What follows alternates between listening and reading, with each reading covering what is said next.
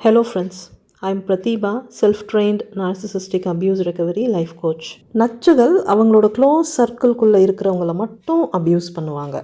அதாவது அவங்களோட விக்டிமாக அவங்க யாரையெல்லாம் டார்கெட் பண்ணியிருக்கிறாங்களோ அவங்கள மட்டும் அப்யூஸ் பண்ணுவாங்க. ஆனால் அவுட்டர் சர்க்கிளில் ரொம்ப நல்லவங்களாக நடந்துப்பாங்க.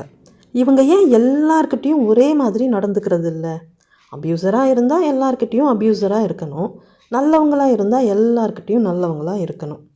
ஏன் இந்த ரெட்டை வேஷம்? ஏன்னா இவங்க மேனிப்புலேட்டர்ஸ். இதுதான் இவங்களோட பேசிக் பர்சனாலிட்டி.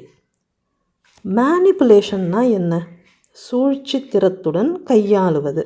இந்த திறன் இவங்கக்கிட்ட இருக்கிறதுனால தான் இவங்களை மேனிப்புலேட்டர்ஸ்னு சொல்கிறோம். இவங்களோட இந்த இரட்டை முகத்துக்கு பின்னாடி இருக்கிற காரணங்களில் முதல் முக்கிய காரணம் என்னன்னு பார்த்தா, இவங்களோட சுயரூபத்தை ஒளிச்சு வைக்கிறது. இவங்களோட உண்மையான குணம் சமுதாயத்துக்கு ஒத்து வராத ஒரு குணம்னு இவங்களுக்கு நல்லாவே தெரியும்.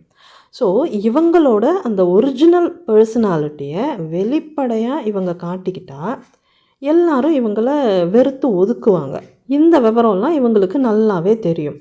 அதனால் வெளி உலகத்தில் மற்றவங்க பார்வைக்கு நார்மலான மனிதர்களாக தெரியணும், ஒரு நார்மல் இமேஜை மெயின்டைன் பண்ணணுங்கிறதுக்காக இவங்க நார்மலாக ஒரு நார்மல் ஹியூமன் பீயிங்காக இருக்கிற மாதிரி ஆக்ட் பண்ணுவாங்க. இதுக்கு பின்னாடி இன்னொரு முக்கியமான காரணமும் இருக்குது. யார் யாரை என்னென்ன சப்ளைக்காக எப்படியெல்லாம் யூஸ் பண்ணணுங்கிறத ப்ராப்பராக அனலைஸ் பண்ணி அதுக்கேற்றபடி எல்லாரையும் வகைப்படுத்தி வச்சுருப்பாங்க. இந்த யுக்தியை கம்பார்ட்மெண்டலைசேஷன் அப்படின்னு சொல்லுவாங்க. இதில் இன்னொரு ஹைலைட் என்னன்னு பார்த்தீங்கன்னா, இந்த நச்சுகள் ஒருத்தங்க கிட்ட நல்லபடியாக நடந்துக்கிட்டாலும் அவங்கள பற்றி மற்றவங்க கிட்ட ரொம்ப தரக்குறைவாக புரளி பேசுவாங்க. இதிலிருந்து என்ன புரியுது?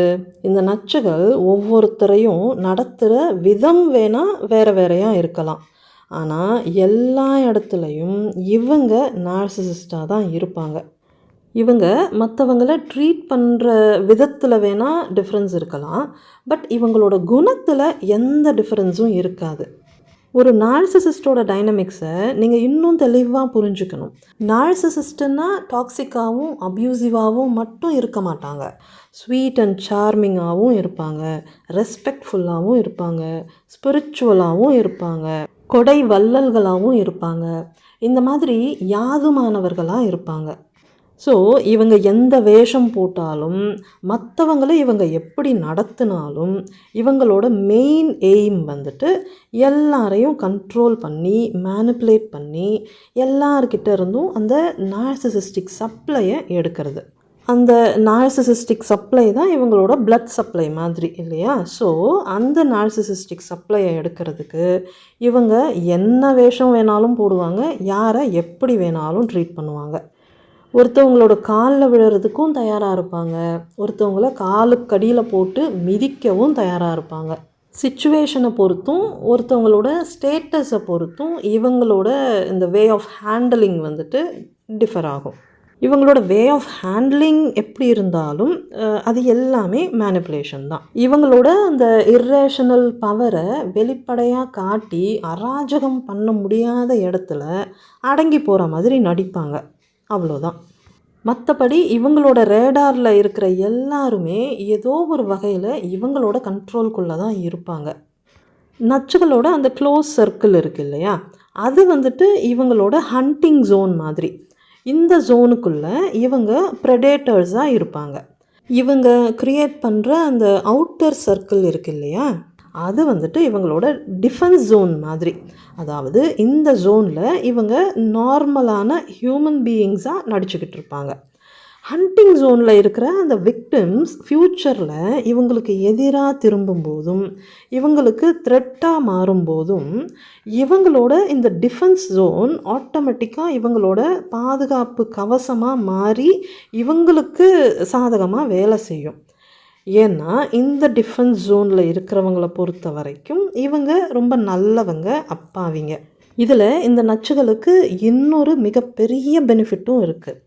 இவங்களோட இந்த இன்னொரு முகத்தை பார்க்கும்போது இவங்க நல்லவங்களா இல்லை கெட்டவங்களான்னு புரியாமல் இவங்களோட விக்டிம்ஸ் கன்ஃபியூஸ் ஆவாங்க. இவங்க நம்மக்கிட்ட மட்டும் இப்படி நடந்துக்கிறாங்கன்னா, அப்போது நம்மக்கிட்ட குறை இருக்குமோ அப்படின்னு சொல்லி விக்டிம்ஸ்க்கு செல்ஃப் டவுட் வரும். இந்த செல்ஃப் டவுட் காரணமாக விக்டிம்ஸ் என்ன பண்ணுவாங்க, தங்கிட்ட ஏதாவது குறை இருக்கான்னு தேடி கண்டுபிடிச்சு தன்னை திருத்திக்கிறதுக்கு முயற்சி பண்ண ஆரம்பிப்பாங்க. அகெயின் இதெல்லாம் நச்சுகள் தன்னோட கேமை கண்டினியூ பண்ணுறதுக்கு சாதகமான ஒரு சூழலாக அமைஞ்சு போகும். எவ்வளோ கன்னிங்காக பிளான் பண்ணி கேம் ஆடுறாங்க பார்த்தீங்களா? மொத்தத்தில் இந்த நச்சுகள் எதை பண்ணாலும் அதுக்கு பின்னாடி இவங்களுக்கு ஒரு செல்ஃப் சென்ட்ரிக்கான பெனிஃபிட் இருக்கும். ஆதாயம் இல்லாமல் இவங்க எதையுமே பண்ண மாட்டாங்க. எல்லாருமே நச்சுகளோட கண்ட்ரோலில் இருக்கிற நூல் பொம்மைகள் மாதிரி தான். ஸோ முடிஞ்ச வரைக்கும் இந்த நச்சுகள்கிட்ட இருந்து விலகி இருக்க பாருங்கள். விலகி போக முடியாத பட்சத்தில் ஸ்ட்ராங்கான பவுண்ட்ரிஸை செட் பண்ணுங்கள். உங்கள் மன நிம்மதிக்கு நீங்கள் தான் பொறுப்புங்கிறத ஞாபகம் வச்சுக்கோங்க.